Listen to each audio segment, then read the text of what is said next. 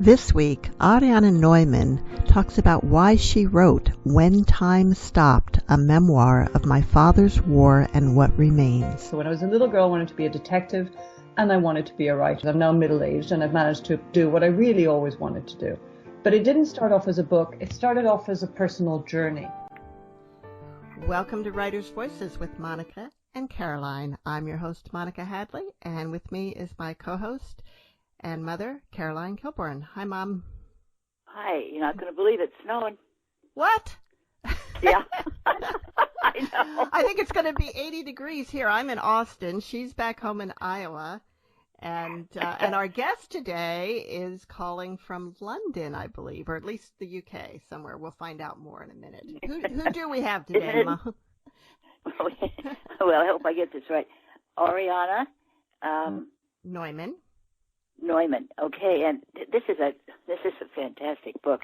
The title of the book is When Time Stopped, and about the author, she grew up in Venezuela.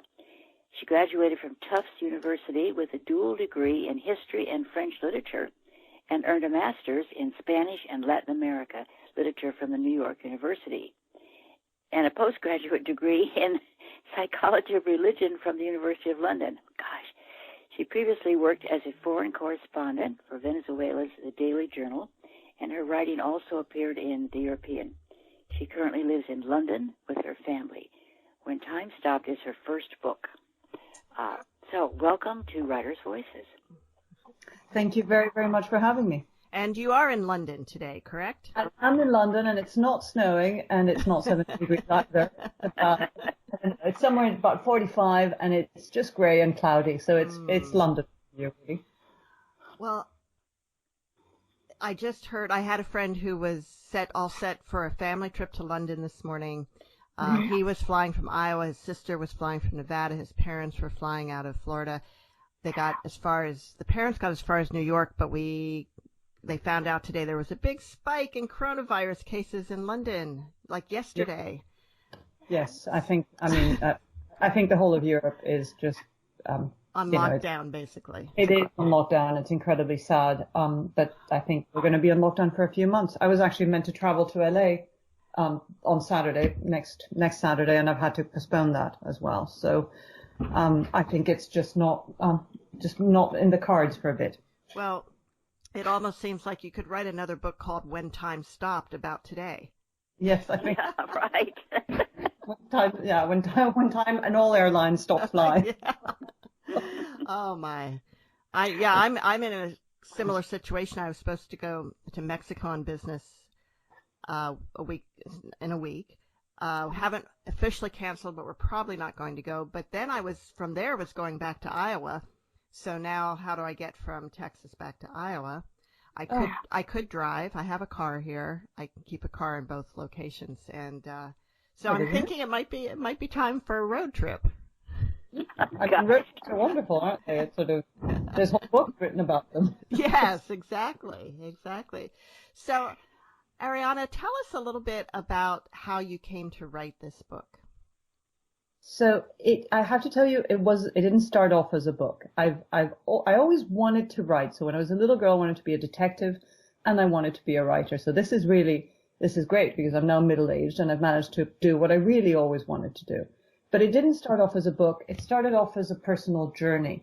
I wanted to solve the mystery of my father. So I grew up, and ever since I was a little girl, I knew there was something strange about my father. He was very, very mysterious. He never spoke about the past, and all I knew about him was that he had been born in the Czech Republic and that he had emigrated with his brother in 1949.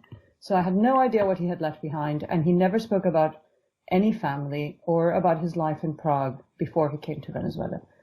So I really just wanted to solve his mystery and find out why he didn't talk about these things. And at the same time, I wanted to explore my roots. I think when you start having kids and you start thinking about what it is you're going to pass on to them, often you look back at where you come from and get what you're going to pass on from there. And I didn't really know where I came from. So I figured I should investigate a little. So it started as a journey of discovery, and you know, I just wanted to do it for me and for my kids. And that's how it started. And as I started piecing everything together and amassing documents and talking to people, these rather beautiful stories emerged, stories that I felt, you know, because of the people that had lived through them had died. If their children hadn't told me their stories, I think the stories would have just disappeared.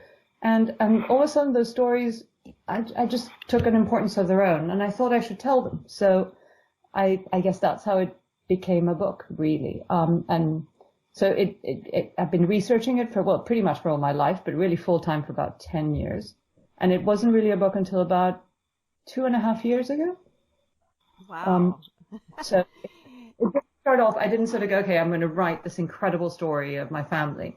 It was more like, I just need to find out where I come from. And as I did that, this remarkable story of my father's survival emerged, but also these other rather beautiful stories about people that I had never, that were part of my family that had never been mentioned to me. One thing that is really amazing is how many documents survived. I know. I think I mean, I've been incredibly lucky. I really have a treasure trove. I have hundreds and hundreds of documents. And as I knocked on people's doors, they all seem to keep documents and keep, you know, recorded stories. So a lot of people had not only kept their papers and their documents and the letters. So I, for example, had family. So my own father was quite pedantic and kept a lot of his papers. My uncle as well kept a lot of letters and a lot of papers. And then as I found other members of the family, so I traced these cousins in California, one of them who lives in San Diego, actually also his father had collected stamps, and he had kept the stamp collection. And of course those stamps were attached to envelopes, and inside those envelopes were letters. So I got hundreds of letters from my cousin. Yeah. And Wow. Wonderful. And everybody seemed to keep, you know, documents, and people that lived through this time and helped my family often wrote down their memoirs, and their children kept these little bits of writing. So I've been really incredibly lucky to have all this, you know, all this documentation. And I trained as a historian, so I was, you know, as I was piecing it together, and I was really just piecing it together for myself, I realized, wow, I do have a treasure trove of historical documents that people might be interested in reading one day. And your father's story is unusual. It's not just the normal Yes, persecuted Jew goes into hiding. There was a little bit of a twist to it, wasn't there? Yeah, Or a lot of a twist. It's a huge twist. Hide it in plain sight. Yeah, hide it in plain sight.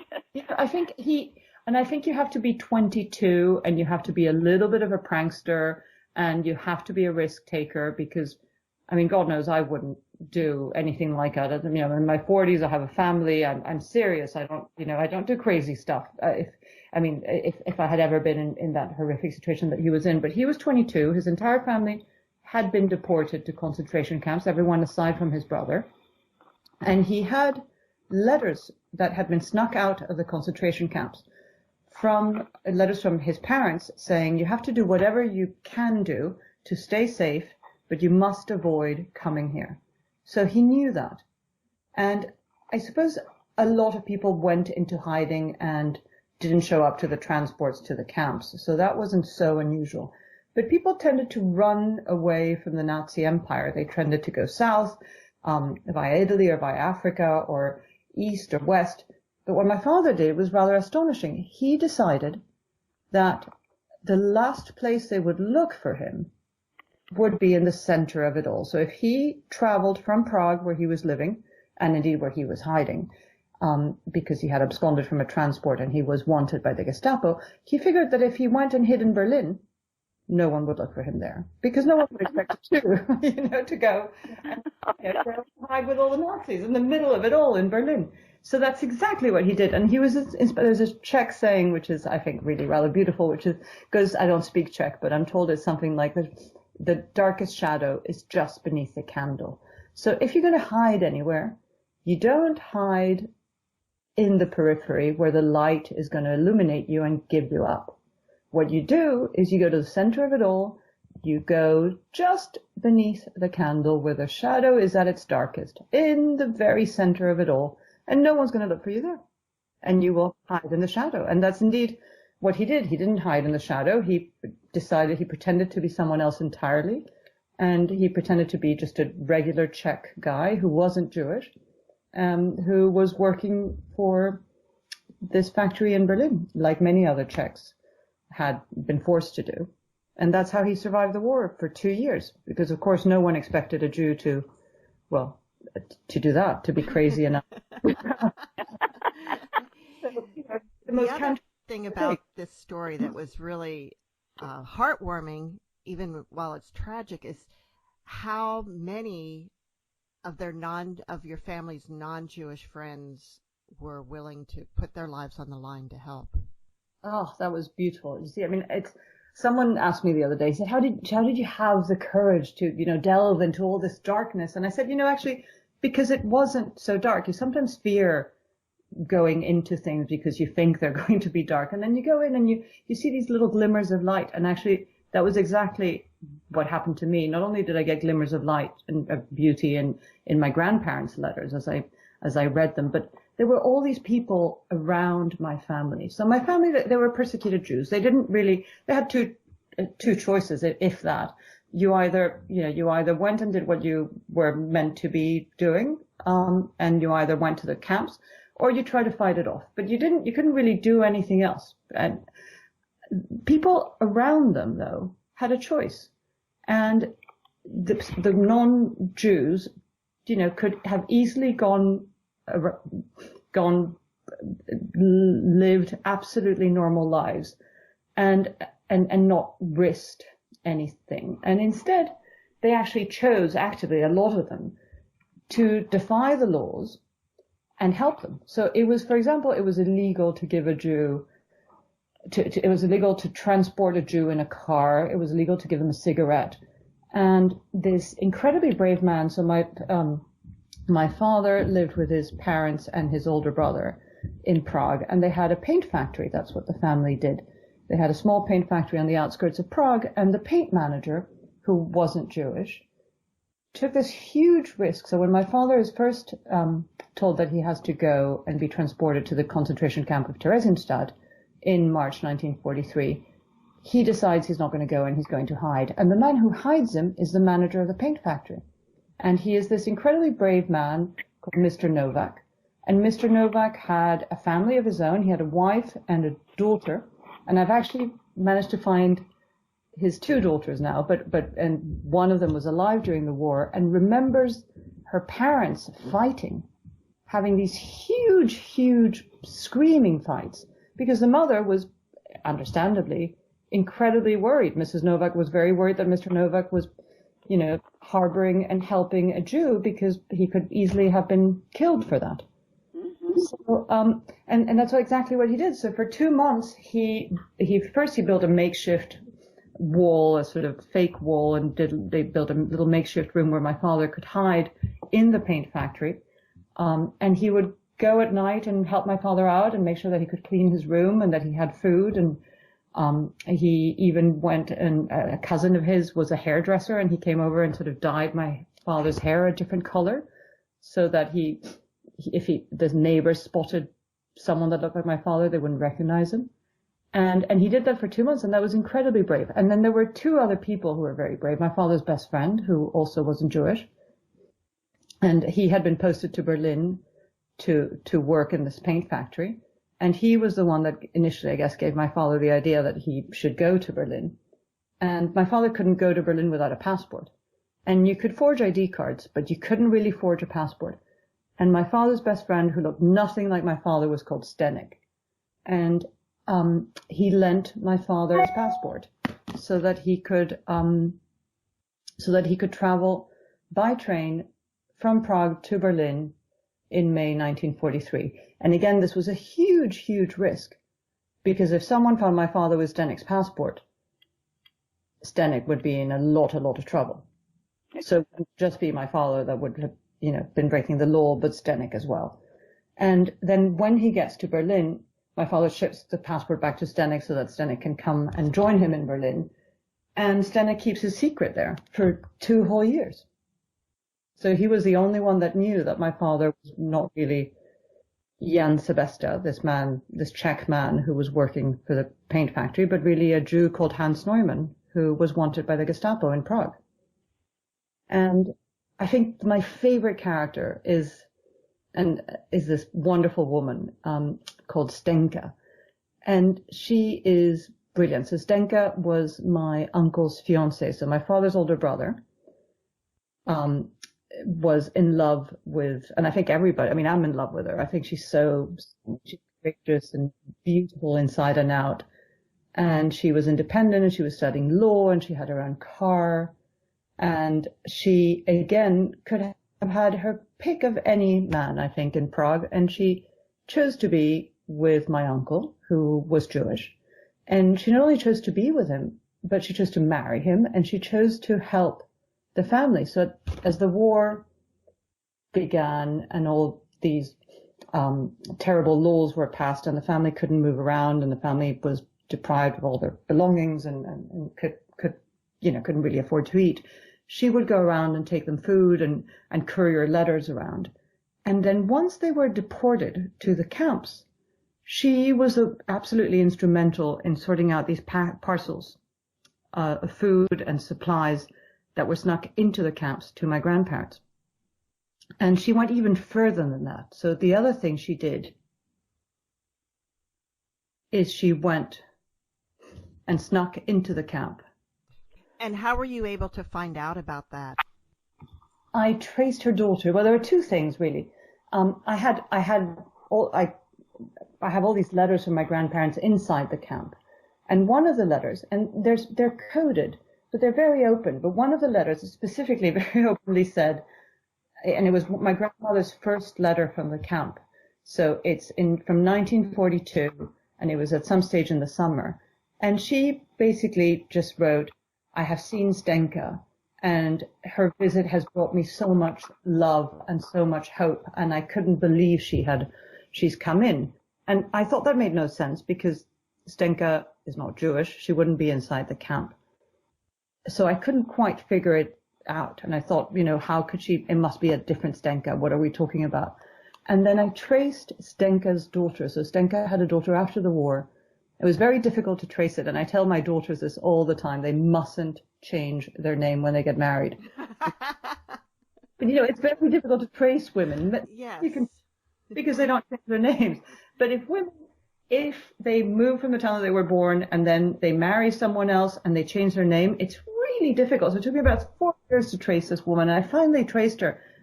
And when I told her who I was, she knew actually much more about my family than I did, which was a bit strange. And she said, "Oh, look, my mother wrote all these things as she got older and instead had lived a very long life. And I have all these writings for you. They're in German, but I will translate them." And when she translated them, there they were, Stenka's accounts of sneaking into the concentration camp of Theresienstadt. Wow. Now, she and your uncle were married. What happened? They both survived the war. They both did survive the war. I think the war changed them drastically. And I think if I tell you that I'm giving away one of the biggest secrets. Okay. Well, let's not do that.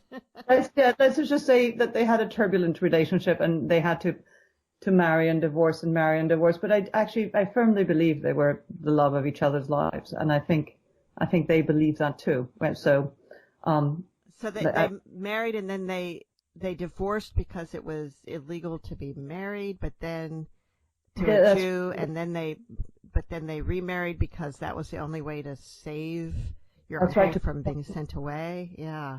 So they tried to play the system, and so they were married, and then they were married in 1939, and then they divorced a few months after, and then they remarried in 1942, and that just when there was a little window in the laws that you could do it, and then that saved Lothar from being deported, because being married to a non-Jew meant that you were safe, at least until January 1945, when he was then placed in a transport. Wow. And she was just absolutely instrumental in keeping the family together, and she was just so full of bravery and courage and love and hope. I think she really was what held certainly what held Lothar together, my uncle together, and what kept everyone, just afloat during the war. You're listening to Writers' Voices with Monica and Caroline, and our guest today is Ariana Neumann, the author of When Time Stopped. So, Ariana, you grew up in Venezuela, so I'm assuming you speak Spanish fluently. You obviously speak English fluently. Mm-hmm. And if you have a BA in French literature, you probably speak French fluently too. Right. Are there any other religion or any other languages here? I speak Italian, but I think if you speak Spanish and French, Italian it's cheating. Really, it doesn't count as another language. But no, I'm really lucky because I'm really lucky. My parents, actually not my father. I really wanted to learn Czech, and my father refused to teach me, but my mom was adamant that I should speak other languages. So when I was a little girl in Venezuela, obviously I grew up speaking Spanish, and a lot of my mother's family spoke French. So she spoke French to me. So that was my second language. And it wasn't until I was about 10 that they sent me to learn English. And then I eventually went to an American high school. And then I eventually went to American universities. So I now actually feel much more comfortable in English than I do in any language. And my Italian is sort of rudimentary. I lived in, but I can order pasta and pizza at restaurants. Really. and say ciao. Ciao, exactly. and just appear cheerful at all times. Yes. Of course, being in Italy right now is a little scary. Yeah, my nephew's studying in Rome, and of course the schools are all locked, are all down. They're all shut. Of course. Yes, I have lots of friends as well in northern Italy. And I think it's a little bit of a ghost town, and it's difficult. But everybody says, it will pass, and then life will return, hopefully to, as much normal as it can be. To some sense of normal, yeah. Exactly. Well, and again, this is, a very different reason, but that was kind of what life was like for your family back then. It was everything stopped, everything changed, and then eventually it kind of went back to some sense of normal. Mm-hmm. I understand it's not uncommon for survivors to not talk about it, but your father really kept things much more secretive than a lot of survivors did, I think. Do you have any understanding why? I think I do. I think now that I'm a mom, I realize that we really have this instinct to protect our children. And you want to protect them not only from germs and bullies and all those sort of everyday things, but you also want to protect them from the sadness in life and from the difficulties that people face sometimes.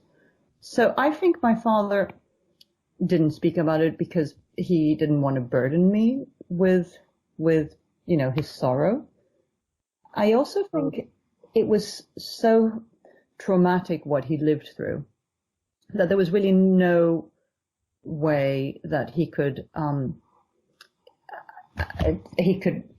his past and his present joined together. I think when you have severe trauma, there's a sort of breakdown, and you have these, I think we all have a narrative thread that we weave through our lives, and we're able to look back and say, oh yes, I grew up in Venezuela, and then I went to university in Boston, and then I did this, and I have a little thread that I weave through, and I think if I had a horrendous trauma like my father had, that narrative thread would break, and I would have pretty disturbing images, which is what I reckon my father had, that he would put somewhere in the back of his head. And it was, I think, easier for him not to talk about the past at all, because otherwise these sort of terrible broken images and terrible pain would sort of seep its ugly head. And I think he was scared of losing control. And I think he was very effective at becoming someone else. So I think he learned that by going to Berlin and having to be someone else in 1943. I think a lot of what he learned there actually served him very well, really, in his future life, because it's not that he pretended to be someone else completely, but he did block certain bits of his past very effectively. Yeah, that was interesting. So, so I think, and I think a lot of survivors do that. I think a lot of them, as they approach the ends of their lives, and they soften up a little bit and they start talking more about it. My father did that a tiny little bit, but I mean, literally, sort of, he went from zero to, zero. I think he went from 0 to 2. So it wasn't a huge, it's not like all of a sudden he started becoming incredibly open. So I don't know. I think it's just too traumatic, and I think it was too traumatic for him to do it. And I also think it's just difficult, I suppose, when you have an engaging life and things are happening. And he was really a very positive, very proactive guy. He wasn't the kind of guy that sort of would sit there and reminisce about, oh, things used to be so wonderful, 50 years ago, or I really miss this, or, he was just always focused on the present, and he was always dreaming about the future. And, he used to read all these magazines called Scientific American. Oh, yeah. He was just fascinated by the present and by the possibilities. So he didn't sort of sit around, regretting things or reminiscing about the past. And I guess, that's who he was, and that's what enabled him to survive. I think if he had been focused on the past, it would have destroyed him, really. Now, did you know your Uncle Lothar as you were growing up? A little bit. So I wasn't very, I say I wasn't very close to him. He was actually my godfather. So, but my father had me when he was 50, and Lothar was even older. So he was quite an old man by the time I came around. And I grew up in Venezuela, and my uncle had moved to Switzerland before I was born. I didn't really have very much to do with him. So I did visit him with my family a couple of times, and he was a very kind, I think I described him as a gentle giant in the book. He was very tall and had sort of enormous hands, and was very kindly and very soft spoken. And again, he certainly never spoke to me about the war, but he died by the time I was in my early 20s when he died, and I hadn't seen him very, very much at all. So I would, a couple of times when I was a little girl, I accompanied my parents to visit him. So I did know him, just not as well as I wish I had. And of course he had daughters who were my cousins. They are my first cousins. But again, they were much older than me, so they're almost 22 and 24 years older than me, I think. So again, I didn't grow up with them. And I think they got a little bit more of the history, a tiny little bit more. But I was speaking actually to my cousin the other day. She came to visit, and she lives in London too. And she was saying, and I said, well, you of course knew much more. And she said, I wouldn't say much more. She said, I knew a tiny little bit more, but very little. And her father too, whenever he spoke about the past, would really get very, very upset. So they actually, they dreaded those moments where their father started speaking about the past. But at least they had those moments where I didn't really. Now, you haven't or had an older half brother. He must have known more because he was born kind of not too long after all these events. It's funny. I don't think he did know much more either. So I think and I think this often happens with the children of refugees or children of people that emigrate. So his mother actually had helped my father through the war. So my father had a girlfriend during the war called Mila, and he eventually, after the war in 1945, married Mila. And my half brother was born in 1947. And by 1949, they had moved to Venezuela. And I really don't think they spoke very much about it. And I was talking to another member of my family the other day, and she was saying that she didn't think my brother Miguel knew very much about what my father had been through during the war. Again, I think they just didn't want to burden him with the details. And I wonder often, because my father and him didn't get along, that they were just very different people. And I wonder if my brother had known, if he wouldn't have been a little bit more perhaps forgiving of my father's, my father could be a bit, I don't know, he could be a bit strict and difficult and distant. And I think if my brother had known what he had gone through, he might have been a little more forgiving, maybe. That makes sense. Well, Ariana, why don't you read a little bit from When Time Stopped? Sure, I would love to do that. So I'm going to read a passage which is sort of about halfway, 2/3 into the book, and it's going to combine my voice and then my father's voice as well. So one of the efforts to draw back the curtain on my father's past came when I was in college and we were discussing my career plans. I explained that a creative writing course that I had taken at university had led me to think that I wanted to be a writer. He reacted with his characteristically cool scrutiny, carefully testing my thinking rather than expressing a clear view. And then he did something different. Without a word, he disappeared into his office and returned with a single sheet of paper. I saw that it was a typed page in Spanish, his fourth language. It told the story of a train journey to Berlin. At that point, all I really knew about his experience of the war came from that typed page. A train journey to Berlin, the loss of many lives, and, above all, a sense of abject despair. He showed me only that first page and never again raised the subject of the others. A decade later, after his death, I found a clipped bundle of papers at the bottom of the box he left for me. It was a retrospective diary of his escape to Berlin, written in 1991 and 1992. The first page was the one that he had shown me. I now know that my father took the night train to Berlin on May the 3rd, 1943, the Elite 147 train that departed Hebrnsky station in Prague at 1:44 a.m. and arrived in Berlin nearly 8 hours later at 9:23. In the spring of 2018, I traveled alone along the same route. It takes 4.5 hours today, and there is no longer a night train. Even if there had been, I would not have been brave enough to take it. I bought a ticket for the noon train on a May morning. The tracks trace the same path out of Prague as they did in 1943. To my surprise, as the train finally left the suburbs behind and curled along the wooded banks of the Vltava River to my right, I passed through the town of Lipčice. From the large carriage windows, I could clearly see the roof, balcony, and casements of my grandparents' country house, where my father had spent countless happy childhood summers and weekends.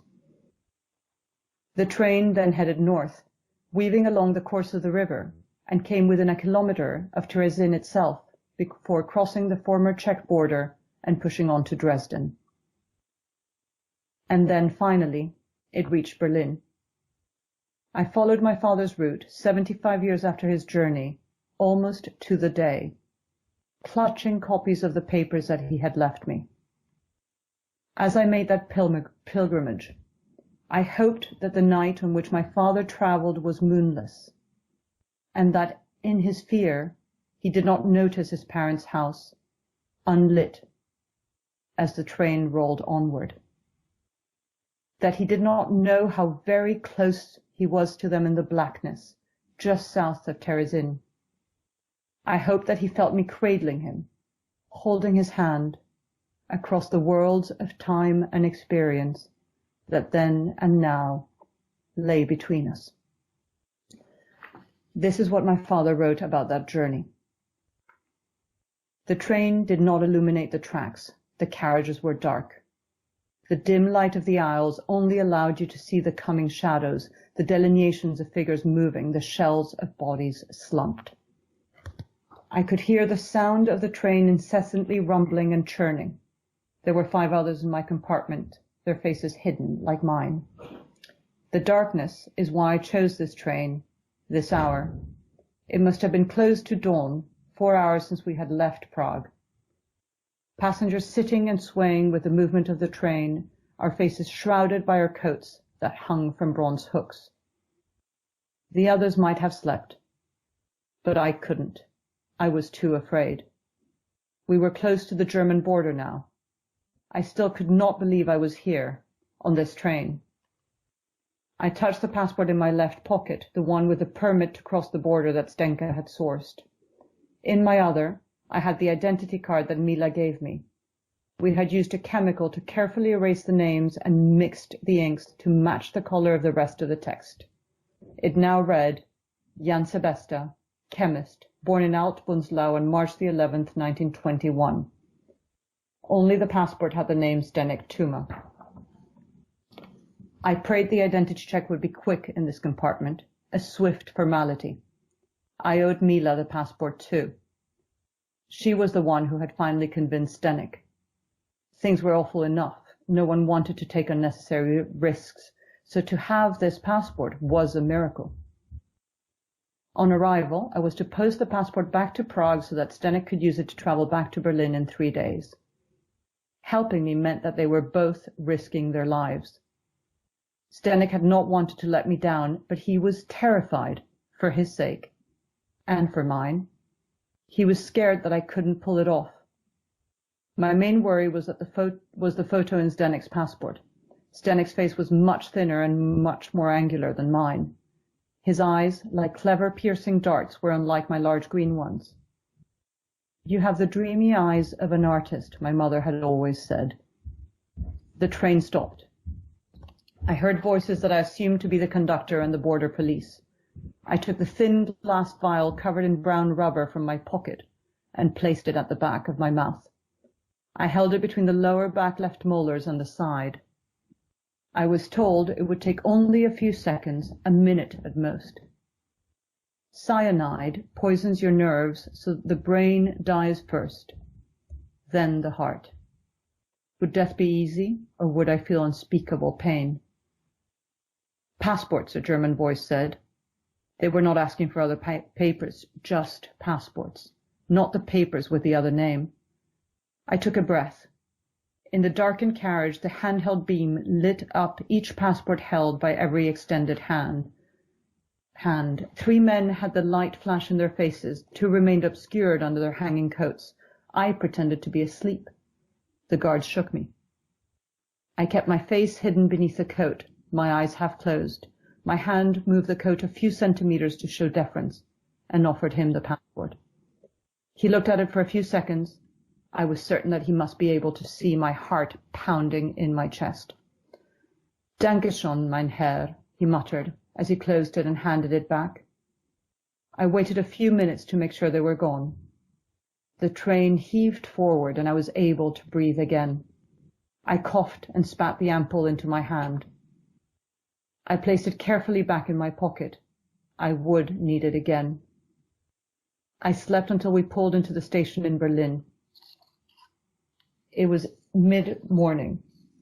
I placed the passport in an envelope, which I addressed to Zdeněk at the Central Post Office in Prague, and sent it through the Reich Post. If I was caught now, there would be no more danger to Zdeněk. The warming sunlight shone in between the buildings as I stepped outside. Suddenly, my briefcase felt very light. It was a beautiful spring day in Berlin in May 1943, the 4th year of the Second World War. Berlin. There I was, now Jan Sebesta, a Czech chemist looking for a job and a room to rent. Thank you, Ariana. That was Ariana Neumann reading from When Time Stopped. Thank you. There were two miracles, well, more than that, but the Germans, the Gestapo kept such precise records of everything that it's amazing to me that they were able to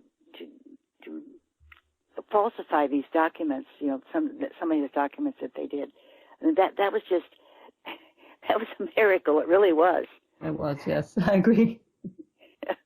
And also that he was able to post that thing back to Prague, the post office. I mean, that's another miracle, really, when you think about it. I know. I mean, it's just incredible that, you could just post back the passport and no one would open it. But I suppose, that it was, I mean, he was just incredibly, incredibly lucky. And there were other moments too. I mean, there was one moment where his boss in Berlin decides that he's going to ask Prague if this man has if Jan Sebesta has a criminal record. Yeah. And my father is just absolutely terrified because he reckons, okay, they're going to ask Prague if this man has a terrible record. And someone's going to come in and say, well, no, this man doesn't have a record because this man doesn't exist. Of course, they never check if he exists. They only check what they're told to check. And he always said that he was saved. And he had said this to other people too, that his life in the war was saved by the Nazis' lack of imagination. Because exactly the question that they were told to ask, which was, does Jan Sebesta have a criminal record? And of course the answer came back as, no, he doesn't have a criminal record. Because of course he didn't exist. But no one thought to ask, is there a Jan Sebesta in the records at all? Because if they had, then they would have known that there had been no Jan Sebesta from Alt Bunzlau born in March 1921, because that person was made up. So it was really, I mean, he was insanely lucky. And it was a very bold and brave thing to do, to go to Berlin, but luck was also on his side. And so it wasn't just that he fooled them. He was just incredibly lucky. So Ariana, as you had gathered all this information and you were searching for family history and you were finding out more and more, and the point in time came when you realized there was a book, how did you decide what to put in and what to leave out? Oh, that was heartbreaking. So my book really should have been about 2,000 pages. But then nobody would read it. But no one would read it, exactly. So you have to be, and it was difficult, because actually the book to me was about all these stories that I uncovered, and not the book, but the journey for me was about all these beautiful stories. And my father had a huge family, so it wasn't just my grandparents and the two of them, but my grandfather was one of 8 and my grandmother was one of 4. And all these people that I traced, the ones that survived and the ones that I didn't survive, they still had beautiful stories. I couldn't tell them all because there would have been too many characters. And, annoyingly, they all had really confusing names. I remember my editor at Scribner going, are they really called Stenka and Stenik, the other two main characters? And both start with Z? Well, yeah, no, and there's literally, I mean, it's, one has an A and one doesn't have an A, but that's, I mean, it's, and they're hard to pronounce, and it's the problem with nonfiction, right? So on the one hand, you just can't change things. And so the story of my father was obviously the key part, and I tell some stories of some of his cousins because I think that helps illustrate, especially at the beginning, it helps illustrate the anxiety and the reasons why my father decided not to go to a camp. So one of his cousins, for example, was killed as early as 1941 for swimming in a part of the river that was forbidden to Jews. So, my father already knew, I think at that stage, that you just couldn't trust these people to do what they were saying they were going to do, because, they killed a young, fit man in 17 days for just literally going for a swim on one hot September day. So his story I tell, but there's a lot of other wonderful stories that I just couldn't. I sometimes think maybe I should do a sort of one time stop too, but I do. And I have put all the stories together, and they are going to go in a separate book, which I don't think anyone's going to publish, but that I'm going to bind together for my cousins, because it's just nice to have the whole family story in one place. But I focused on my father because actually I suppose really, the mystery to me, the mystery that I wanted to solve as a child detective in Venezuela and that I wanted to solve all my life was really the mystery of my father. And then I talk a lot about my grandparents, again, because they shaped who my father was, and because one of the most beautiful parts of this research was really getting to know these grandparents that that I never met, that were never spoken about.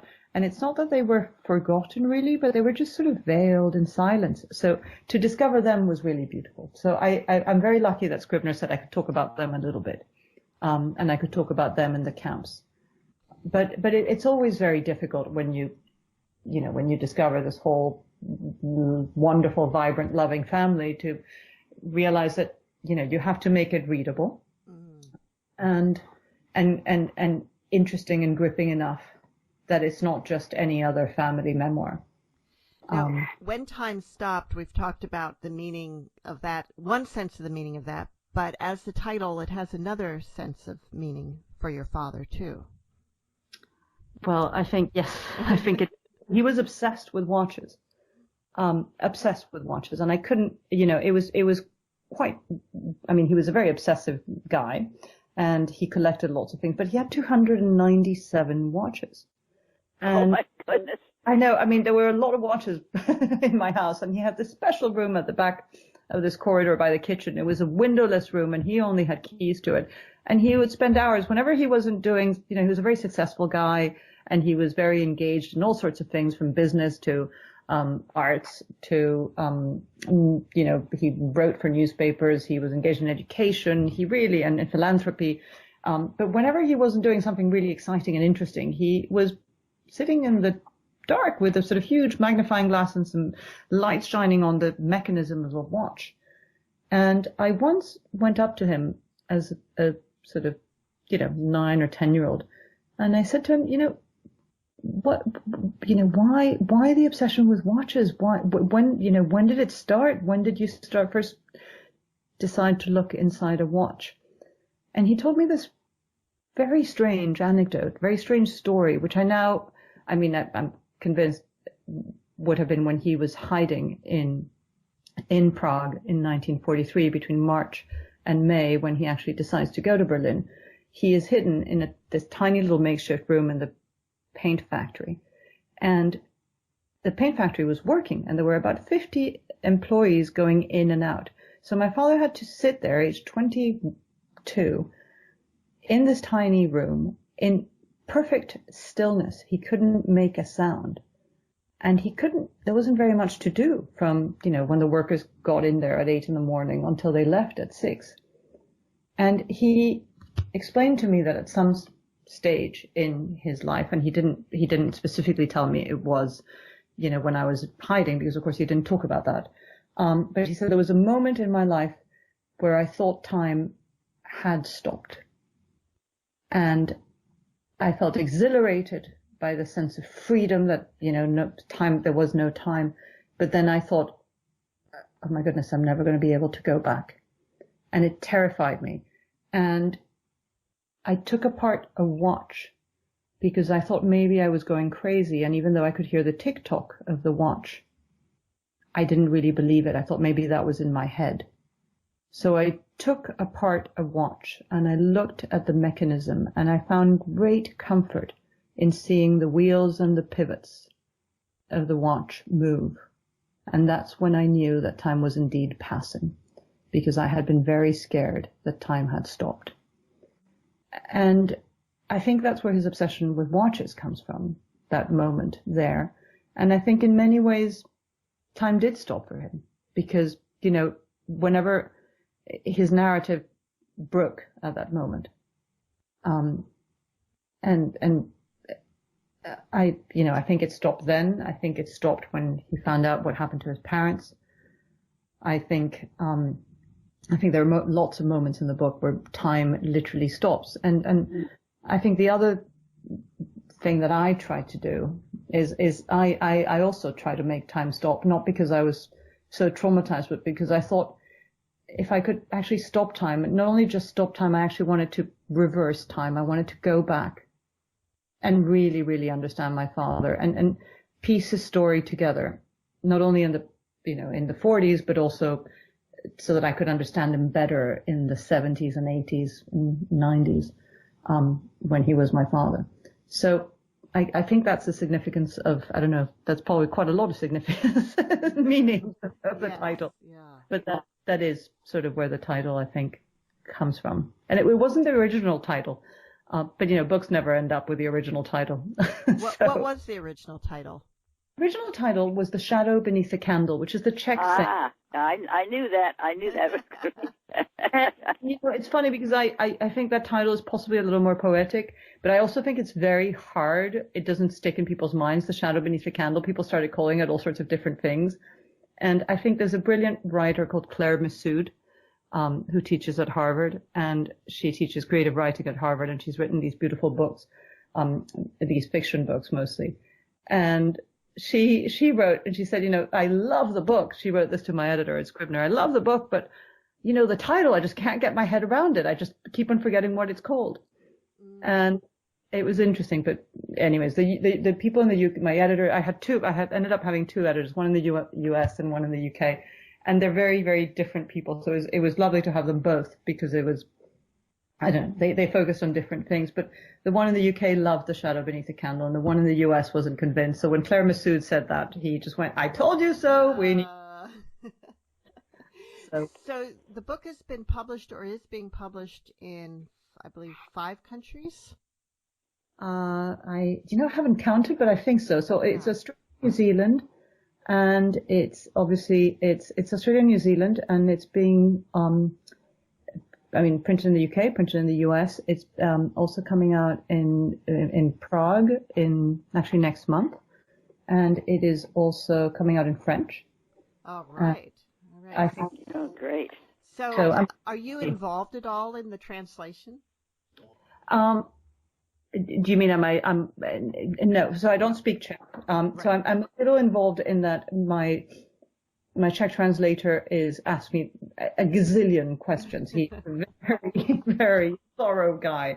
So, and actually my family did some unusual things, not only just hiding in plain sight, but little things like, just sort of the names of the dogs were in English. So my family who were Czech and lived in Prague spoke English and had cousins in America.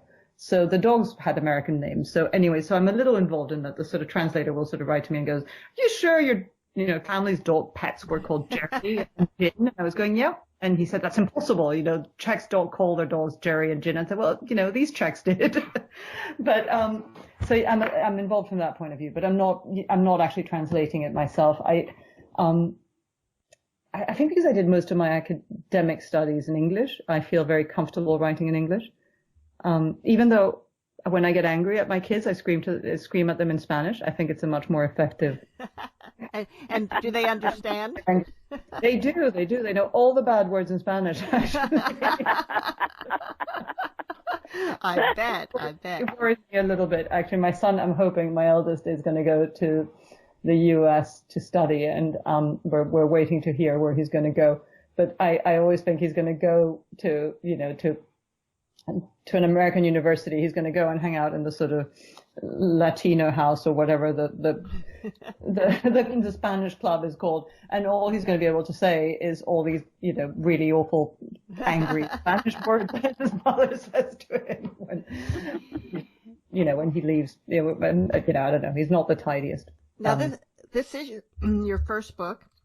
It is. And although you had done other types of writing, you were a foreign correspondent, so you journalist. Yeah. Was it difficult to find a publisher? I was really very lucky, and I pinch myself on a daily basis. I have a lot of friends who I call proper writers who have been writing since they were in their 20s, and sometimes, and they're much better writers than me, and sometimes they struggle to find a publisher. I was very lucky in that I found an agent almost by chance, and she happens to be this just formidable woman in England who is a very well-known agent, and she liked the story. She asked me for some writing, and she liked the way I write, and actually when I went to meet with her, we were wearing exactly the same earrings, which I think liked my earrings, and actually that meant that she took me on literally that day. And she really championed the book. I met her in May 2017. And she said, okay, I didn't have a book then. I had So I had some writing that I had done in my 20s because I've always written, but I've written as therapy, really. I write whenever something happens to me, I write it down, mostly because I find it very useful. I then can digest it and absorb it and get it out of my system. So I had a little bit of that, and I had actually taken some creative writing courses, and I also showed her, I think, an article or two that I had written, but they were very silly articles. So I worked in the features section of newspapers and magazines. And by September, I had put together a book proposal, which had, I think it had 3 chapters. It had the prologue and the first 3 chapters, and it had a chapter summary, and it had a few pages of my research. So, I mean, when I say a few pages, I mean, it was 120 pages of a book proposal. And a long book proposal. It did have some photographs in there. So it wasn't all writing, but I would say about 100 pages were about, to do with writing. And she sold it a couple of months later. So it was very quick. And I'm very, very lucky because, I mean, Scribner is the kind of publisher you dream about, right? Absolutely. And for a first time book to be sold even on a proposal at all. Yeah. So I think nonfiction tends to be sold on proposal. If it had been fiction, there's no way they would have ever sold it as a proposal. But no, I'm incredibly, incredibly lucky. And it's still often, I don't quite believe it's a book. I still sometimes go on Goodreads just to make sure that it really is in there. I check my shelves and, and I touch it and I go, wow, it's a book. And it's published by Scribner. Wow. But I'm still pinching myself. And I hope I continue to do that because it's just that wonderful moment of, that sense of awe that you have that something incredible has happened to you is just, it's just wonderful to keep as long as I can. So. Now your website says a New York Times bestseller. So has it already made the bestseller list? So I was again really lucky, and it's for a first-time book, and so yes. So the first week that it was out, it hit number 11 on the New York Times bestseller list. Oh my goodness! I think that's congratulations. Oh, thank you. Well, it's sadly fallen off. Another miracle. Exactly, another miracle. All these miracles, but sadly it's fallen off. So just get your readers to go and buy it, and hopefully you'll make it again. But apparently, being on the New York Times bestseller list is a bit like, I don't know, it's a bit like being a mom. Once you're a mom, you're always a mom. I think once you get on the New York Times bestseller list, and you're a New York Times bestselling writer. So I'm incredibly, again, very lucky. Well, Ariana, it's been a real pleasure having you with us today to learn more about When Time Stopped. And we're out of time. Oh, well, thank you we have to stop. Thank you. Sorry that I spoke so much. No, that's what we like our guests to do. And Mom, do you have some final words for us today? I do. This is a quote from the book, and it's when she and her father were in Prague, and she says, "I tried to catch and hold his gaze while I told him I loved him. I realize now that there are sorrows that cannot be conveyed, wounds with which you learn to live, but never completely heal." And I think that's what happened with your father. And I'm just very pleased that he left you all that information so you were able to find out what happened to him. Oh, so am I. And I actually love that line. So thank you for quoting it. You're the first person to quote it, and it's one of my. Oh. You're welcome. Thank you, and see you all next week on Writers' Voices. Thank you very much, Monica and Caroline. Thanks. Bye. Bye-bye.